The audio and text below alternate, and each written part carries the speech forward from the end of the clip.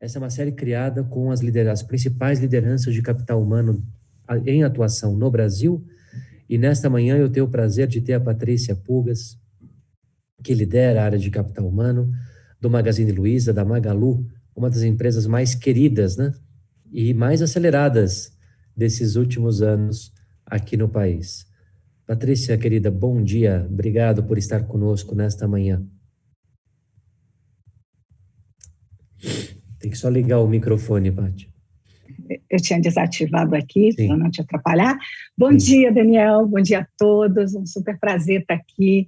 Muito obrigada pelo convite. É uma honra, na verdade, né? Considerando o nível das conversas que você tem tido, me sinto muito honrada de estar aqui, de compartilhar um pouquinho aí, né, do nosso trabalho e principalmente aí do Magalu, né, que é uma grande paixão. Eu acho que é uma paixão nacional, né? Eu, pelo menos, penso assim, mas seguramente é uma paixão especial para mim. Sem dúvida, não, com certeza. A Patrícia que fez uma carreira bastante extensa na área de recursos humanos e está no Magalu, Patrícia, seis anos? 5 anos, caminhando para o sexto já, mas 5 anos fechados. Pegou justamente esse clímax da organização, aonde a transformação de um varejista tradicional...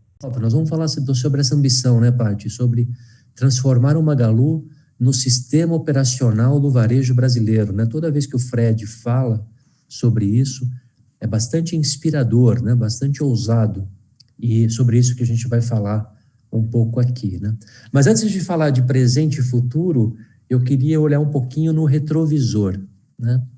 Eu tive o prazer de conhecer o Magazine Luiza quando ainda estava em Franca, né? Ainda não tinha feito abertura de capital, e a Luiza Helena ainda era a CEO da operação, e de repente esta organização que passou tantas décadas basicamente num setup familiar, crescendo organicamente, teve uma inflexão na sua trajetória nos períodos mais recentes muito extraordinária, muito admirável, né?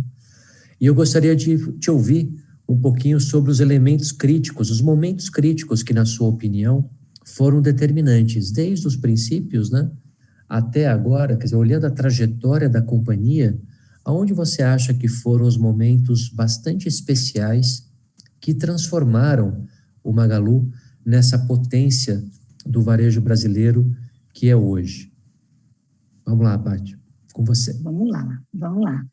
Olha, eu acho que o grande elemento que fez com que o Magalu fosse o que é, e que eu acho que vai manter muito dessa essência aí, né, pelos próximos muitos anos, é a questão de como nós sempre fomos fiel ao nosso propósito. O Magalu sempre foi muito fiel ao propósito da companhia, né? Então, que é levar ao acesso de muitos o que é privilégio de poucos. Então, a crença nisso sempre foi muito grande por parte dos fundadores, das lideranças, e a gente conseguiu e consegue permear isso também para os nossos colaboradores.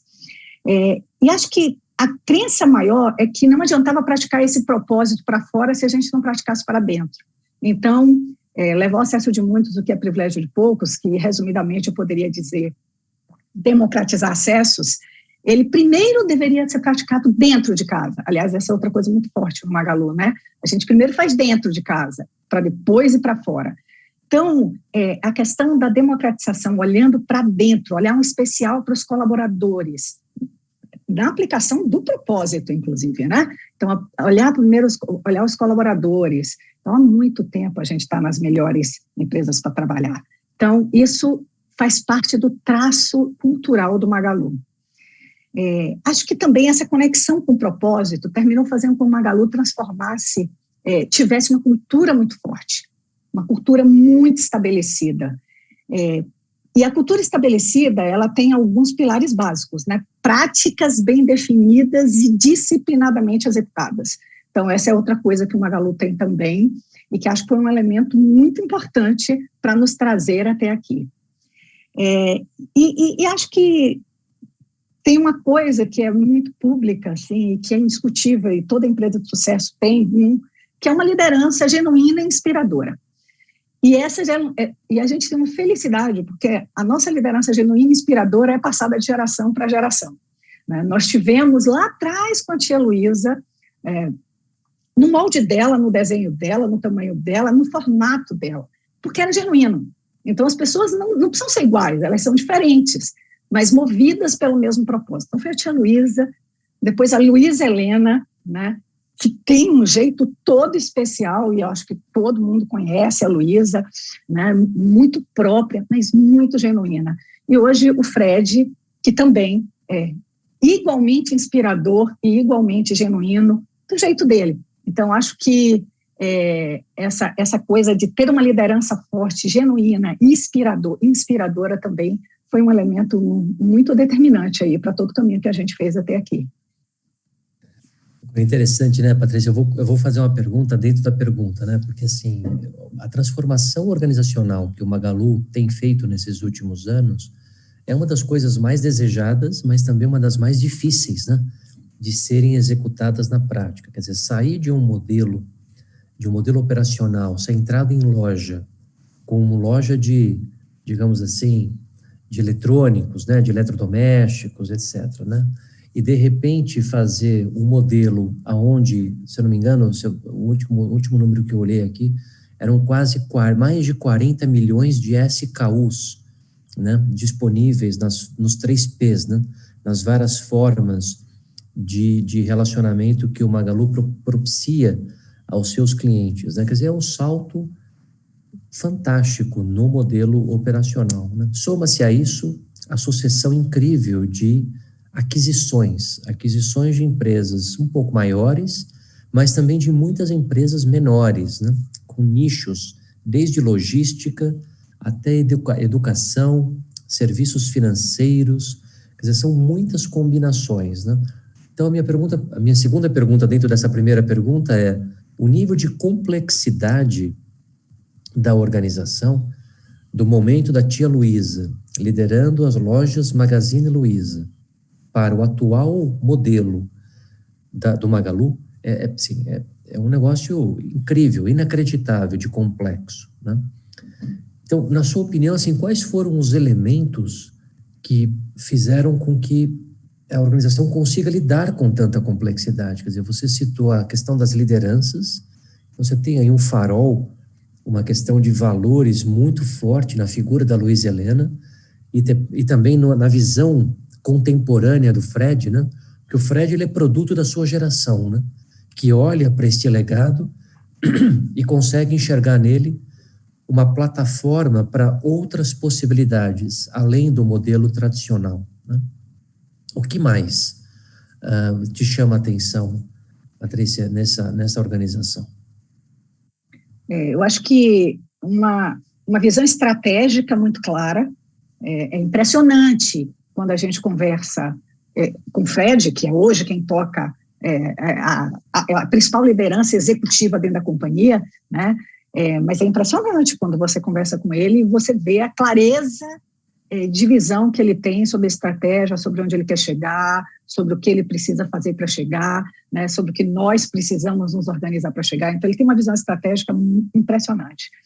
Mas eu acho que tem um outro fator que nos ajuda muito também da companhia, que uma coisa também que é muito forte na cultura do Magalu é uma comunicação quase que exaustiva. A gente comunica a exaustão internamente.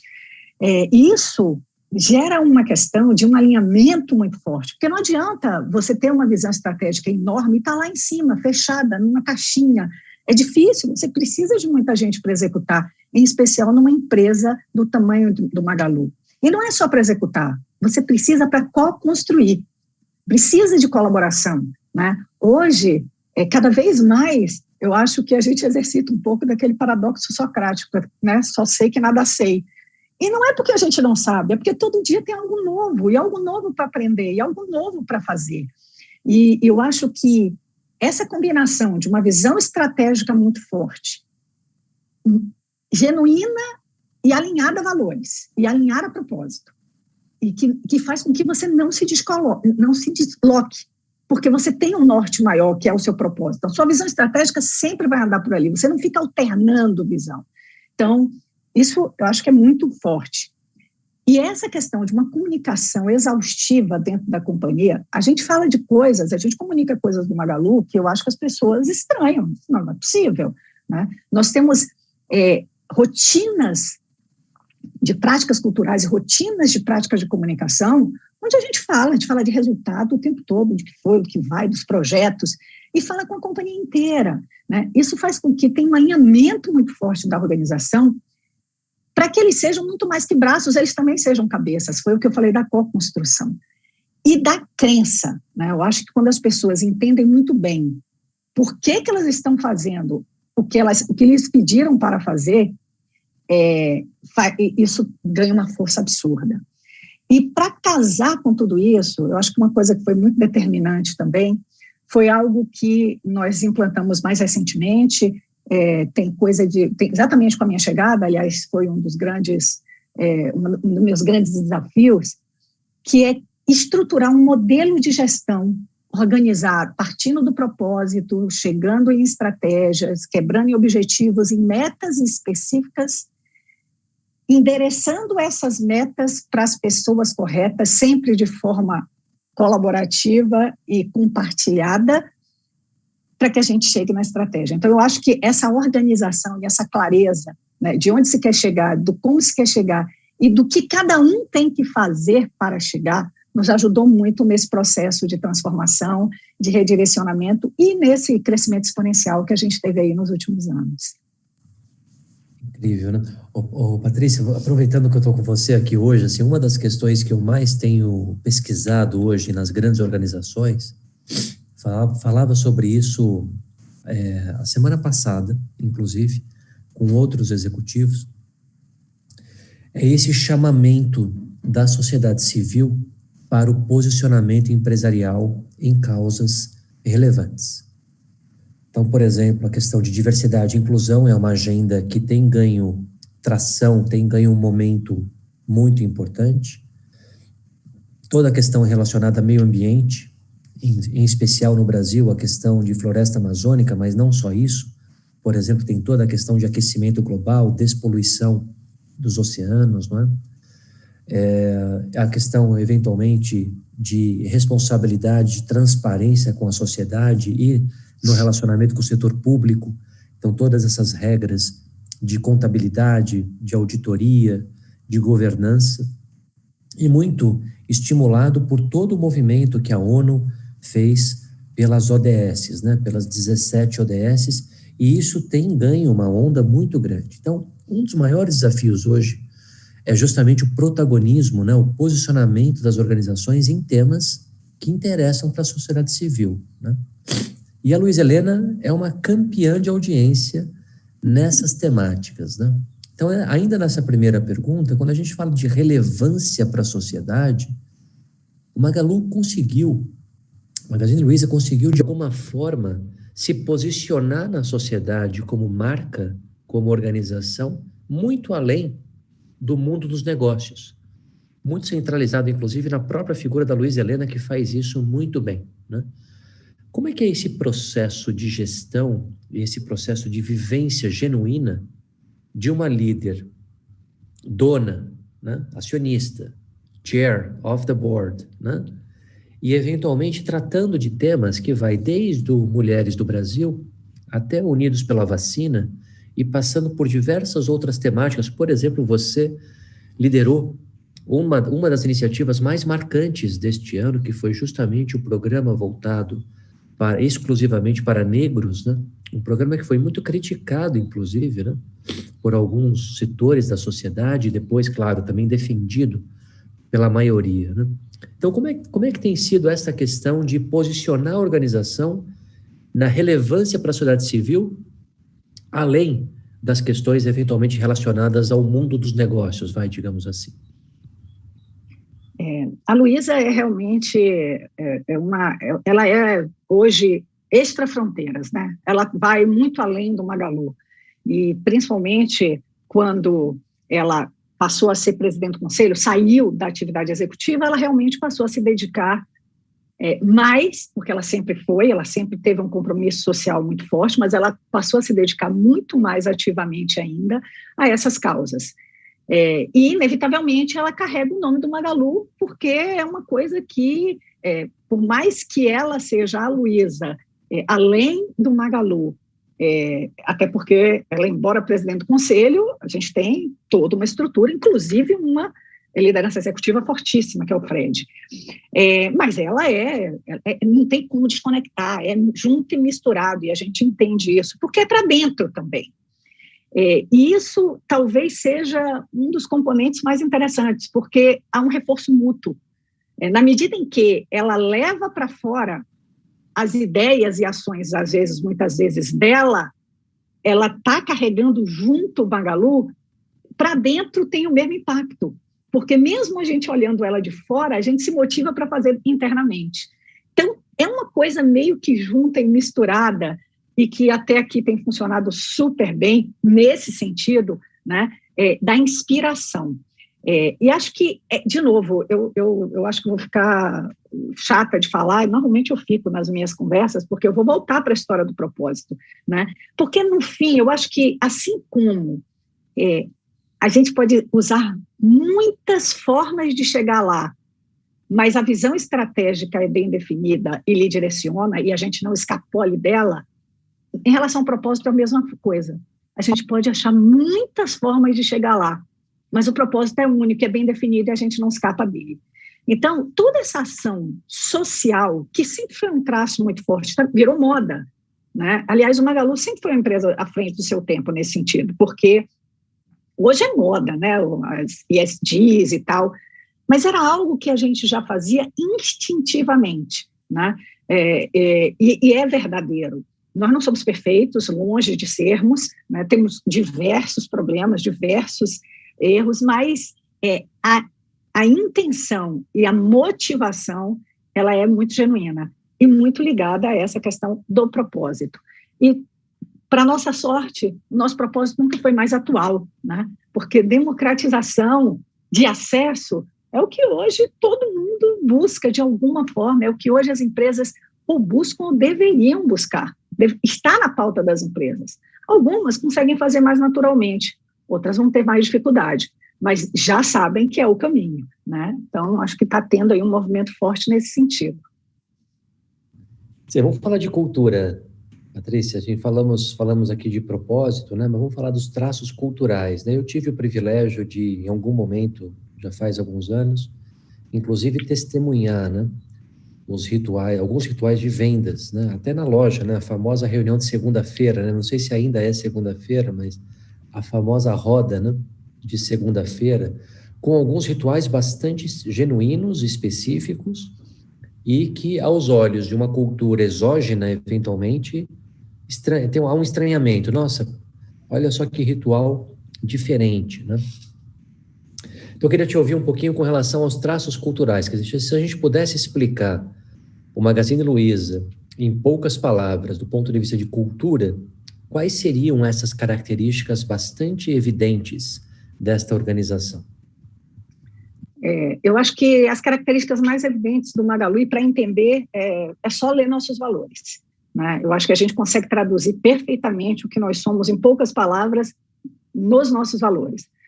Sobretudo, nosso principal valor, nós somos gente que gosta de gente, é um dos nossos valores e a gente acredita nisso. E gente de dentro e gente de fora, a gente gosta de gente, né? Exatamente por isso, inclusive, que junta muito dessa questão do compromisso social, né? Nós entendemos que isso acontece para fazer primeiro para dentro e depois para fora. Depois, assim, cliente, né? A Luiza é aficionada por cliente e isso também está em todos os níveis da organização, pelo menos a gente trabalha para que esteja sempre, né, essa questão do compromisso com o cliente. É outro traço cultural muito forte do Magalu. A parte de inovação, de simplicidade, aliás, um dos nossos valores é esse, simplicidade e inovação. Sempre foi. Hoje as pessoas veem o Magalu hoje, e com esse boom da digitalização, e muitas vezes relacionam a isso. Mas a história de disrupção do Magalu, de inovação, de busca pela simplicidade, ela data de muito tempo atrás, né? Inclusive, esse talvez tenha sido o principal fator de sucesso da digitalização, dessa conversão do Magalu de uma empresa tradicional para uma empresa digital. Tinha um ambiente cultural muito propício para isso. Então, eu sempre conto essa história, né? Em 1990, nós fundamos a primeira loja virtual. Aí você fala, loja virtual, mas o que era loja virtual, né? Naquela época, internet de escada, né? Como é que era isso? Na verdade, não era por internet. Era uma televisão com uma fita de videocassete e que não tinha produto, a loja não tinha produto, era justamente para você expandir em regiões pequenas, com baixo custo de estoque. E você tinha uma lojinha, fitas de videocassete, TVs, o vendedor vendia mostrando ao cliente o produto pelas fitas de videocassete, o cliente comprava e recebia na sua casa. Pô, isso é uma semente do e-commerce muito antes de ele existir. Então, a simplicidade e inovação também é um traço muito forte do Magalu. Outra coisa, que é um outro valor que a gente tem, né, que é o mão na massa. A gente acredita que a gente tem que botar a mão na massa mesmo, barriga no balcão, né? Conhecer a nossa estrutura. A gente não tem hierarquia, não tem estrutura. A gente tem que fazer acontecer. E quanto mais próximo a gente estiver disso, a gente trabalha muito duro. O trabalho forte também é um traço forte, é uma herança de família, e isso também permeia muito fortemente a organização, né? E que se confunde um pouco com essa questão de todo mundo se sentir um pouco dono, né? Que é um dos outros valores, que é a atitude de dono. A gente acredita que todo mundo é um pouco dono do Magalu, e talvez por isso os nossos compromissos sejam ainda mais sensíveis, né? Então, acho que isso basicamente são os traços culturais do Magalu, e que é feito de uma forma muito genuína. É outra palavra que eu acho que eu vou falar bastante aqui, né? Porque também não adianta ser uma coisa forçada, forjada, ela precisa ter, você só consegue dizer que você tem se de fato você tiver, senão fica fake, né? E aí não faz sentido. Mas eu acho que principalmente os principais traços culturais do Magalu, eu diria isso. Aí, Patrícia, assim, como é que fica tudo isso, quer dizer, que funciona, ou que, na verdade, que foi desenvolvido, né, num contexto orgânico? O que eu quero dizer com contexto orgânico, né? Um contexto de crescimento por meio de abertura de novas lojas, provavelmente liderado por veteranos que já eram pratas da casa e que foram contratando seus colegas, enfim, é um processo natural, gradual. Como fica isso com esta sucessão de dezenas de aquisições de empresas de diferentes espaços, tamanhos, jeitos, regiões, etc., né? Me lembro, alguns anos atrás, quando o Magalu fez as primeiras aquisições bastante relevantes, por exemplo, Lojas Maia, né? Que eram organizações grandes também, né? Que eventualmente passaram por um processo de aculturamento. Agora, nos últimos anos, o movimento não necessariamente comprar peers da mesma indústria, mas empresas bastante distintas que fazem sentido na cadeia de valor do sistema operacional do varejo brasileiro. Não obstante, são bastante diferentes, né? Então, como tem sido essa questão de integridade, consistência cultural do Magazine Luiza num contexto dessa constelação de investidas e adquiridas? Sem dúvida, a complexidade aumentou muito, né? Não só pelo número de empresas, pelo número de pessoas envolvidas, como pelos perfis. Antes era mais do mesmo, depois era muito mais do mesmo, e hoje é mais e muito mais de tudo, de muitas outras coisas, de outras coisas, né? Então, isso, sem dúvida, gera uma complexidade muito grande. Mas eu acho que aí tem algumas questões, e ela começa lá de trás. A primeira coisa, a gente fala muito isso internamente, quando a gente adquire uma empresa ou se conecta com uma empresa, há, antes de tudo, uma investigação se aquela empresa faz sentido, do ponto de vista de estratégia, mas do ponto de vista de valores e cultura. Precisa ter um propósito parecido, porque é muito difícil propósito você não muda com a virada de chave, né? Valor você não muda com a virada de chave. Então, precisa ter uma conexão também nessa busca por M&As, né, por aquisições, na conexão dessa empresa adquirida. do ponto de vista de perfil, de propósitos, de valores, então de cultura, então a gente acredita muito nisso. Mas, ainda assim, sempre há diferenças enormes, né? Afinal de contas, cada empresa é um mundo, cada empresa é uma estrutura única, inclusive. E aí é que entram aqueles elementos de você ter uma cultura forte, mas não só uma cultura forte, você ter rituais muito bem estabelecidos, práticas disciplinadas, porque é assim que você vai aglomerando pessoas, né? Você vai envolvendo as pessoas. Então, é outra coisa que a gente faz sempre nesse processo. Então, a gente tem rituais de cultura, a gente tem práticas disciplinadas. De novo, a comunicação. A comunicação é um processo importantíssimo, porque a comunicação, ela inicia inclusive com um processo de sensibilização, de entendimento. Você falou, por exemplo, das reuniões de segundas-feiras. De fato, é uma coisa muito própria do Magalu, é uma prática super própria do Magalu. Ela existe ainda hoje, não é só nas lojas, ela existe em todas as unidades, é uma reunião que acontece em todas as unidades, e que, inclusive, tem um imaginário popular enorme em torno dessa reunião, porque, de fato, a gente canta o hino nacional, a gente canta o hino do Magalu, depois a gente tem um momento espiritual, que é de mentalização, já foi uma oração, hoje não é mais, hoje é um momento espiritual. Mas essa reunião é, acima de tudo, uma reunião, um elemento fortíssimo de comunicação, de alinhamento de estratégia, de motivação.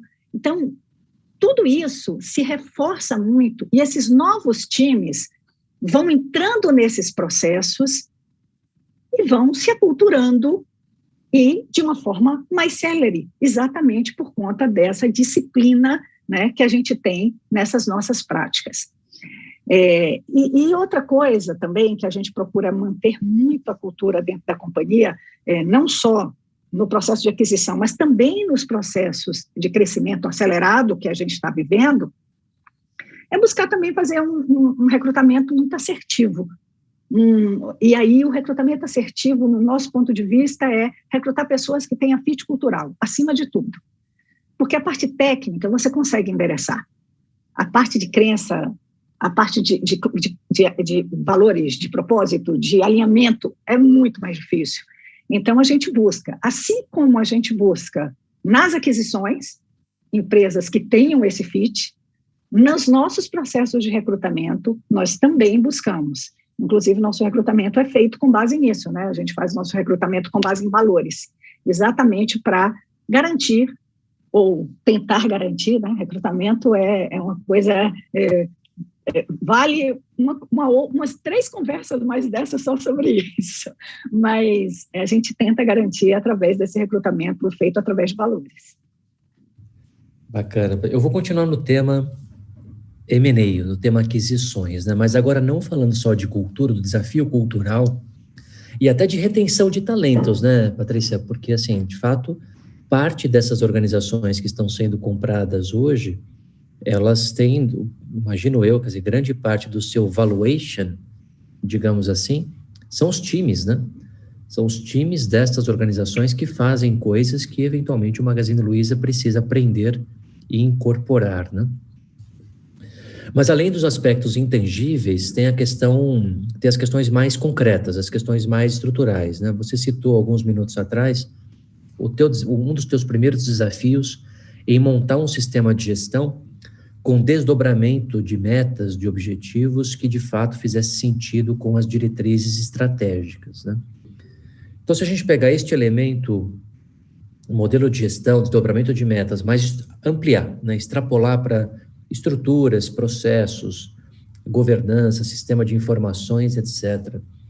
Então, o Magalu foi desenhado num modelo de uma era, né, de uma época, comércio varejista tradicional. Essas estruturas, vamos imaginar que elas eram mais rígidas, focando em baixo custo, estabilidade, previsibilidade, né, olhando todo o S&OP da cadeia, né, buscando, justamente como você citou, um estoque mínimo, né, otimizando o capital de giro, quer dizer, vários elementos que são típicos de comércio varejista, né? De repente, com este novo Magalu, nesse ecossistema, quer dizer, nessa plataforma que tem multi-empresas de setores distintos, como tem sido o desafio de digitalizar este modelo de gestão e governança, essas estruturas, esses processos, mas não só digitalizar, mas rever, né? Como operar esta organização nova. E aí eu estou de um lado aqui um pouco mais processual, um pouco mais de modelo de gestão, menos no comportamental. Sem dúvida, tem todo o lado comportamental, mas eu acho que a gente já falou bastante, né? Que é a questão da sensibilização, comunicação, do ambiente cultural, propício, mas tem sim uma estrutura de gestão muito forte para que isso aconteça. E a estrutura de gestão forte para que isso aconteça, eu diria assim que tem alguns pilares, praticamente 3. O primeiro, eu teria que começar por um patrocínio muito forte. Precisa ter alguém na organização forte, presente, puxando isso, para que as pessoas entendam que de fato é importante, que tem que estar na agenda, ordem do dia e tem que estar na prioridade. No nosso caso, o grande promotor de tudo isso era o Fred, né? Ele era a pessoa que empunhava essa bandeira. Na época que a gente fez o nosso processo de digitalização, né, que a gente chamou de virada digital e tal, nós fizemos visitas a todas as regionais da companhia no Brasil inteiro, e nós fazíamos um evento onde a gente explicava, depois tinha toda uma sessão de treinamento, enfim, era um evento mesmo que a gente fazia na regional. E quem era o Fred? Ele só não foi para todas, porque a agenda não permitia, o vice-presidente Fabrício foi para as outras. Então, o patrocínio era muito forte. Então, do ponto de vista de gestão, você ter uma liderança forte, puxando, nesse caso, a digitalização, mas poderia ser qualquer outra coisa, né? É muito determinante para o sucesso desse projeto. Segundo, assim, eu acho que tem uma estrutura forte também, além da comunicação e sensibilização, porque a comunicação, ela sensibiliza, mas tem uma questão que é capacitação, é treinamento. Não adianta a pessoa estar mega sensibilizada, querendo fazer aquela mudança, mas não saber como, frustra, desespera. E aí, realmente, normalmente, as coisas terminam ficando no meio do caminho. Então, um outro trabalho forte que a gente fez paralelamente, aí do ponto de vista objetivo, né, foi pós-sensibilização, ok? Você entende que tem que mudar? Entendo. Você quer mudar? Quero. Ok, então deixa eu te ensinar como, né? Então, um processo de treinamento também muito bem executado, exatamente para fazer com que essas pessoas fossem capacitadas e tivessem conforto para atuar neste novo modelo, né? Eu tenho uma felicidade enorme, nós não desligamos ninguém, porque não estava não sabia fazer o trabalho ou não tinha condição de fazer o trabalho, né? Se você não queria, outra coisa, mas todos tiveram oportunidade de aprender, e eu tenho histórias maravilhosas de pessoas de muito tempo, de casa, que fazem isso e dizem como isso mudou a minha vida profissional, mas mudou a minha vida pessoal, porque eu passei a ter facilidade na minha vida pessoal, que é o que o processo de digitalização faz com as pessoas, né? Que eu não tinha antes. Então, muito legal também. E eu acho que a outra coisa, eu vou voltar um pouco, é a questão do próprio modelo de gestão. Por quê? Porque na hora que você desenha isso e define metas e coloca dentro dos seus objetivos relacionados a isso, eles são priorizados. E na hora que você faz um acompanhamento regular disso, no nosso modelo de gestão, nós fazemos acompanhamento mensal das nossas, quer dizer, cada um acompanha as suas diárias, diariamente, mas na hora de fazer o reporte, a gente tem reuniões de reporte mensal, inclusive com o nosso CEO. Agora, na época de pandemia, inclusive, a gente mexeu, os reportes estão quinzenais, até para juntar mais, né, as pessoas, e que todas esses objetivos, essas metas, elas estão relacionadas a esse processo também. Então, ela garante, de novo, que a gente saiba para onde a gente está indo, mas não só para onde a gente está indo, como a gente deve ir para chegar lá, né? Então, eu acho que, do ponto de vista objetivo, eu daria esses 3 elementos. Muito bacana, Patrícia. Aí, assim, vou fazer uma conexão talvez com algo que você já falou rapidamente, mas mesmo assim eu acho que vale a pena a gente fazer um zoom, que é a questão de alinhamento de lideranças, né? E que também tem modelagens completamente distintas, né? Quer dizer, aquela liderança comercial, né, que está ali na barriga no balcão, como você comentou, né? Todos os dias performando e resolvendo questões práticas do dia a dia do varejo, versus as lideranças corporativas, versus as lideranças dessas empresas todas, entre aspas, do mundo digital, digamos assim, que estão sendo aproximadas do Magalu, né? Como é o processo, como tem sido esse processo de alinhamento, de coesão de lideranças na organização? Eu me lembro lá no passado, quer dizer, tinha a TV Luiza, né, como um elemento importante de comunicação, de palavra da presidente da época. Como é que é hoje, né? Quer dizer, como é que o Fred desdobra essas questões com tanta diversidade? Eu acho que minha pergunta é muito mais sobre isso, né? Quer dizer, tem tanta diversidade de perfis de líderes hoje desta organização. Nós estamos falando aqui, né, só alguns números, né, para a gente marcar a nossa conversa, né?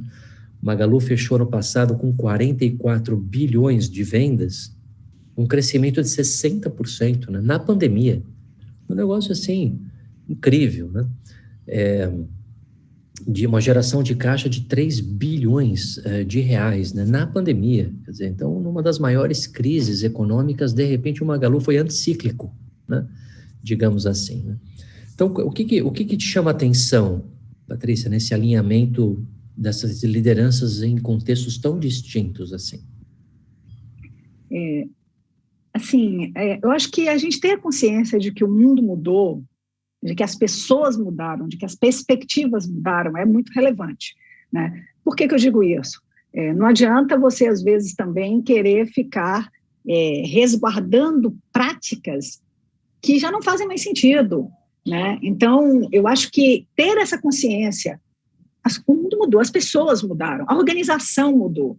Então, não vamos brigar contra isso, muito pelo contrário, né? A gente tem que redirecionar ações para mitigar esses efeitos. E aí, entra naquela questão que eu tinha citado, mas que eu vou fazer um complemento. Sim, ter práticas culturais claras, bem definidas e disciplinadamente executadas ajudam muito. Mas ter a visão clara de que você muitas vezes precisa atualizar essas práticas, criar novas práticas, práticas mais atuais, ressignificar isso é fundamental. Lógico, agora, o que não se pode? Não se pode perder a essência, não se pode perder os traços de cultura, né? Mas não se pode transigir em pontos cruciais. Agora, ressignificar práticas, criar novas práticas é fundamental. Então, por exemplo, a gente tinha a TV Luiza, a gente tem a TV Luiza até hoje, inclusive, mas hoje, por exemplo, a TV Luiza ainda como já era, muito mais voltada para lojas. Mas a gente tem um público enorme, então a gente tem, o público de tecnologia se comunica muito por Slack, a gente está no Slack. O nosso público interno, nossa grande ferramenta de comunicação é o Workplace, a gente está no Workplace. Então, eu estou falando de práticas de comunicação, mas as práticas culturais, elas precisam ser ajustadas. Eu comentei do rito. No nosso rito lá atrás, que é essa reunião de segunda-feira, nós tínhamos uma prática no final que era fazer uma oração. Não tem mais, agora a gente faz um momento de conexão. Por quê? Porque a gente entende que o mundo mudou, as pessoas mudaram, os perfis mudaram, né? E que a gente precisa acolher todas essas pessoas. A gente não tirou a essência, que é entender que tem algo acima de nós, que tem algo mais forte que a gente, é uma coisa que a gente acredita, mas faça do seu jeito. Ressignificamos a ação, mantendo a essência dela. Então, eu acho que isso é uma coisa fundamental para ser feita pelas organizações de uma forma geral, né? No intuito de manter essa cultura a longo prazo e mantendo ela atual, fresca, né? Esse é um dos maiores desafios, né? Eu vou fazer a ponte com a quinta pergunta que eu tenho para você aqui, Patrícia, que é justamente um pouco sobre isso, né? Que a gente está vivendo um mundo muito diferente, né?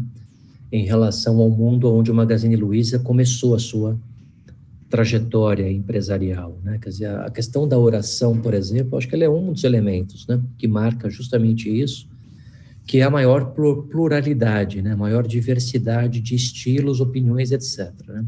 Eu vou sair do plano religioso, né, de crenças, de vivências espirituais, e vou no sentido da relação do trabalho, né? O Magazine Luiza, quando começou, quer dizer, começou com as pessoas querendo, né, desenvolver uma carreira para a vida toda, né? Aquela questão ali de lifetime, né? Quer dizer, puxa, vamos começar aqui, eventualmente, nessa loja, e eu vou fazendo a minha carreira, vou ascendendo na organização, até, eventualmente, ter uma posição de destaque na liderança, né? Hoje a gente vê um turnover muito forte, né, Patrícia, nessa questão de lideranças e talentos. Nós vemos também as relações mais fluidas, né, de trabalho, quer dizer, as organizações trabalhando cada vez mais com startups, com consultorias, com parceiros, né, comerciais e parceiros estratégicos. Os ciclos de carreiras e os processos de sucessão nem sempre preenchidos com talentos que foram forjados internamente porque não deu tempo. Então, eventualmente, uma oxigenação cada vez maior de lideranças contratadas a mercado. E no caso das estruturas digitais, das estruturas ágeis, essas estruturas meio que bagunçando um pouco aquela ordem natural das coisas, das estruturas funcionais ou matriciais, digamos assim, né? Ou seja, é bastante tumulto no ambiente organizacional em geral, não só do Magazine Luiza, mas em geral, né? E uma das questões intelectuais que eu tenho investigado nesses últimos anos é justamente o impacto disso na consistência cultural da organização, na consistência dos princípios, dos valores da organização, uma vez que as relações estão mais fluidas, efêmeras, fragmentadas. Qual é a sua visão sobre este fenômeno em geral? Se você quiser até extrapolar o Magalu e colocar de uma perspectiva, você como liderança de capital humano, pensando sobre este problema. E no caso específico do Magalu, se você tiver algum exemplo de como volta todo mundo para um fio condutor, para um ponto comum, se tudo isso está acontecendo ao redor e provavelmente dentro também do Magazine Luiza. Daniel, sem dúvida isso é uma realidade, né? Eu acho que a gente vive isso dentro das nossas casas, né? A minha filha mais velha tem 30 anos, eu tenho uma de 25. Bom, minha vida é muito diversa, né? Eu tenho uma de 11. Então, eu tenho várias gerações dentro de casa completamente diferentes e eu vejo a diferença. Eu vejo a diferença de mim para elas, para as mais velhas, e já uma diferença enorme das mais velhas para a mais nova, por exemplo, né? É muito diferente. Aí, de novo, eu vou ter que voltar lá. O mundo mudou mesmo, né? E, inclusive, nós mudamos como pessoas, né? Então, assim, é uma realidade. As pessoas hoje não têm mais essa coisa de eu vou entrar, vou ficar a minha vida toda, absolutamente. Elas querem viver enquanto ali estão, acredito eu, que fazer o melhor enquanto ali estão, mas em algum momento vão entender que podem fazer melhor em outro lugar. E nem sempre a motivação de fazer melhor em outro lugar, aliás, a maioria das vezes não é por ganhar mais, não é necessariamente por um cargo melhor, é por conseguir agregar mais para aquilo que ela acredita, para aquilo que elas acreditam. Eu acho que essa geração mais nova, ela tem muito esse fundamento, né? Essa base de alinhamento. Eu vejo dentro de casa, né? Às vezes, até é ótimo, que é um exercício de aprendizado diário nessa questão. Então, aí, eu acho que é uma realidade, as empresas têm consciência disso, e precisam entender que isso não precisa ser um problema, desde que você consiga fazer com que, enquanto as pessoas estejam lá, elas de fato façam o melhor que elas podem e que você também faça o melhor que pode enquanto empresa para elas. Porque fazendo melhor para elas, você também está fazendo melhor para a sociedade em geral. E se todo mundo pensar isso, vai ser um processo de retroalimentação positiva todo o tempo, porque quem vem para mim de algum lugar vem melhor. E quem sai de mim para outro lugar sai melhor. Então, acho que isso é uma questão de consciência, pelo menos, pode parecer pieguice, mas eu acredito isso enquanto pessoa e enquanto RH.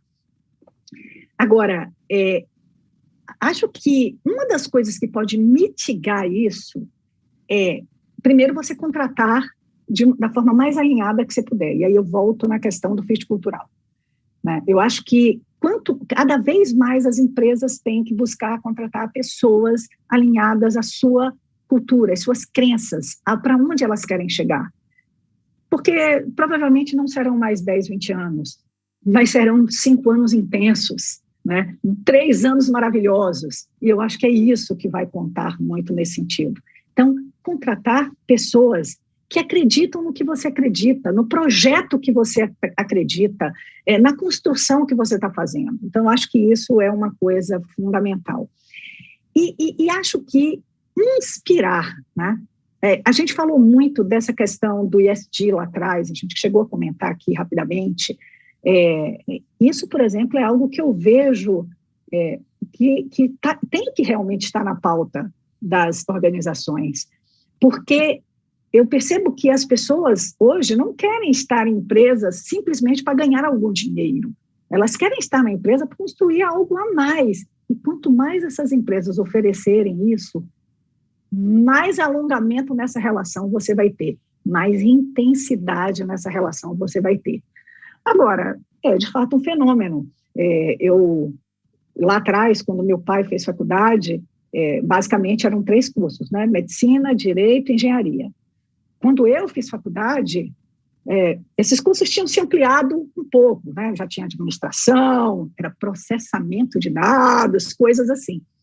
Hoje, essa geração está exposta a tudo, inclusive a cursos que não são cursos de nível superior, e está tudo bem, e às vezes tem tanto valor ou mais, então está tendo uma subversão total de tudo aquilo que a gente acreditava. Por isso que cada vez mais eu acho que a gente volta para o simples. Quando a coisa está muito complexa, volta para o simples, né? Porque você consegue se redirecionar melhor. E eu acho que o simples o que é que você acredita? Traz gente que acredita no que você acredita.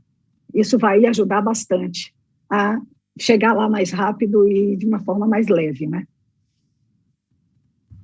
Ô, Patrícia, e o Covid-19, o que muda em tudo isso, né? Eu ainda eu sempre falo isso aqui, né, ao vivo, né? Eu ainda estou esperando o momento que nós vamos fazer essas reuniões, aliás, tomara que presenciais em breve, sem falar do tema, né? Ou falar do tema como passado, né? Não como presente, mas ainda estamos nele, né? Estamos nele, graças a Deus, muitas pessoas já vacinadas, mas estamos nele. O que você acha que o Covid-19 trouxe de fato de impacto estruturante? E o que você acha que tem sido circunstancial? A minha pergunta é muito sobre fenômenos que são em V, né? Alguns chamam de cisne negro, né? Usando lá o termo do Taleb. Esses fenômenos em V, eles de fato mudam a ordem natural das coisas, né? Então, de alguma forma, há uma influência no curso das coisas, mas muito menor do que se acredita quando você está no meio do V. No meio do V, a gente fica fantasiando que tudo mudou, mas, na verdade, a humanidade e a natureza não dá saltos desta magnitude. As coisas são muito mais graduais do que a gente possa imaginar. Entretanto, você pode mudar o ângulo e a velocidade de algumas coisas, né? Então, eu tenho visto questões como, por exemplo, telemedicina, que é um movimento importante, ensino à distância, movimento importante, a flexibilização cartorial, né? Toda essa indústria cartorial também sendo desafiadas por essas assinaturas digitais, a questão de assembleias, né? Reuniões de conselho, reuniões de assembleia podendo ser feitas por esses dispositivos, até reunião do Senado Federal sendo feitas por esses dispositivos, e eu vou parar de citar exemplos para, eventualmente, abrir o espaço, de fato, para você pensar em voz alta, né? Então, na sua visão, o que você acha que tem sido, de fato, algo concreto que vai perpetuar, vai se estender, e aquilo que a gente está vivendo agora, mas que, eventualmente, está vivendo agora, e depois não vai ser mais tanto assim? Olha, Daniel, eu acho que uma das coisas que o Covid nos trouxe, essa loucura toda que a gente está vivendo, também torço muito para que em breve a gente possa realmente, acho que você falou tudo, né? Não só estar juntos, mas principalmente parar de falar disso ou falar só como um dado histórico, né?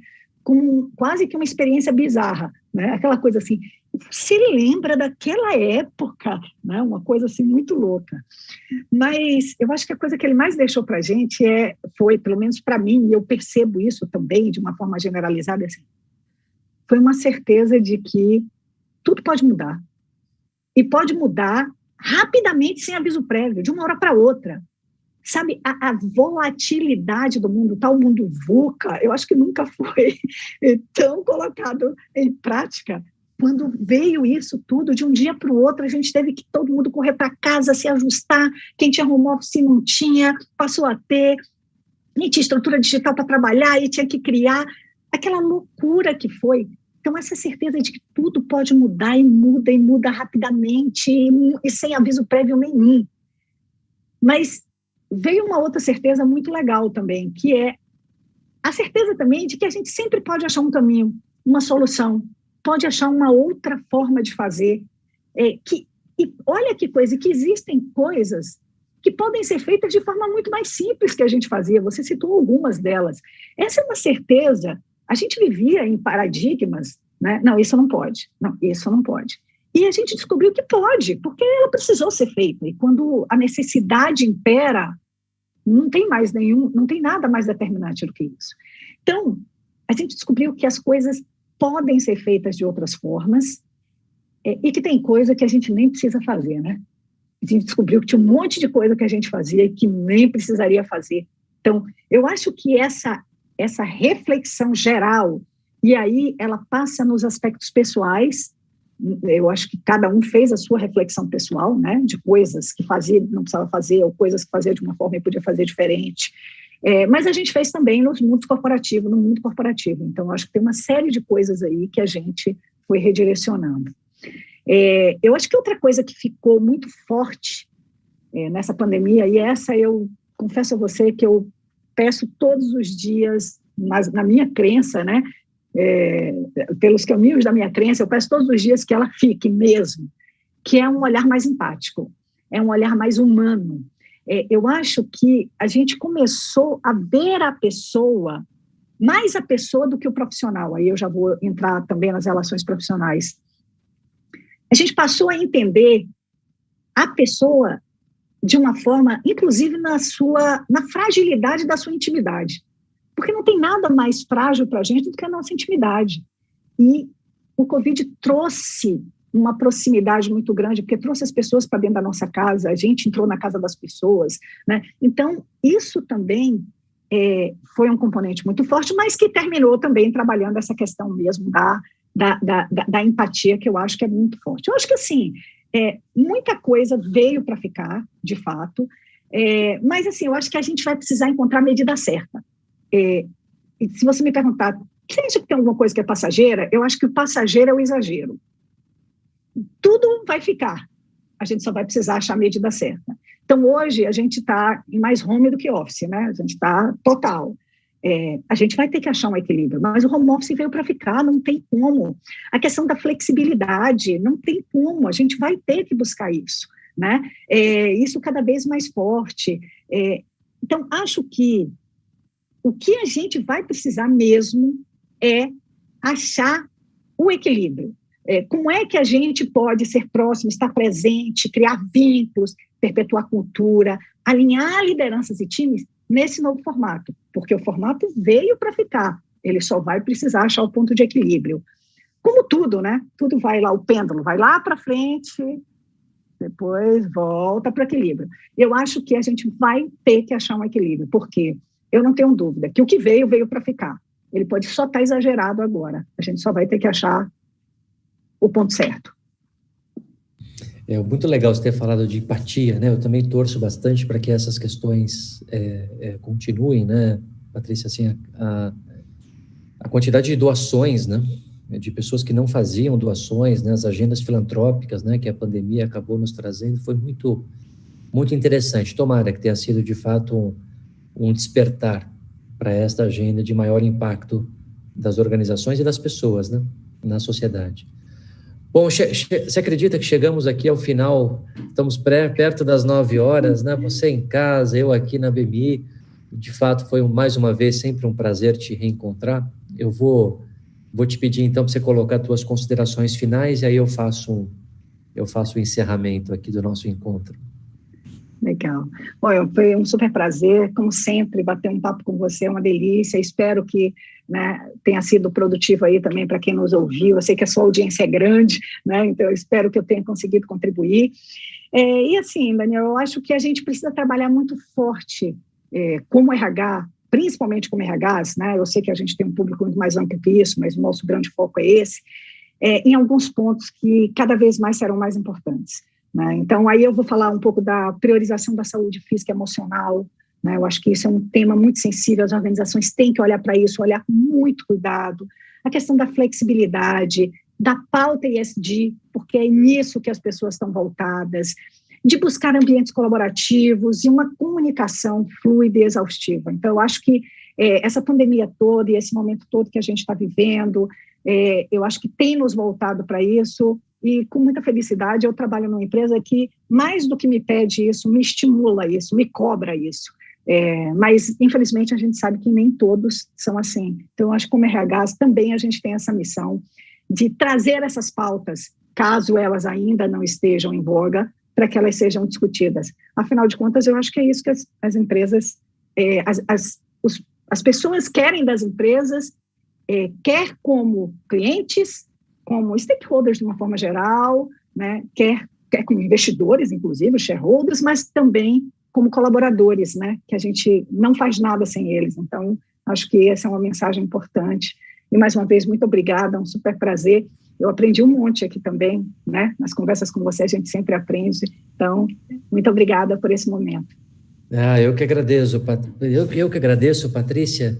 Patrícia, que tem liderado essa incrível organização Magalu, que nos deixa muito orgulhoso, né, por ser uma empresa brasileira, familiar, que tem conseguido conquistar coisas que, de fato, não só do ponto de vista de negócios, mas também de tudo que a empresa tem significado para os temas relevantes da sociedade brasileira e até numa agenda mais internacional. Então, Patrícia Pugas, que deixou sua marca, né, tem deixado sua marca no Magalu, fazendo coisas, ensinando esta organização e trazendo coisas para esta organização, que tem coisas genuínas tão lindas, mas que precisa ser cada vez mais organizada, profissionalizada, capaz de dar escala em coisas que só com um modelo de gestão robusto, né, Patrícia, a gente consegue fazer.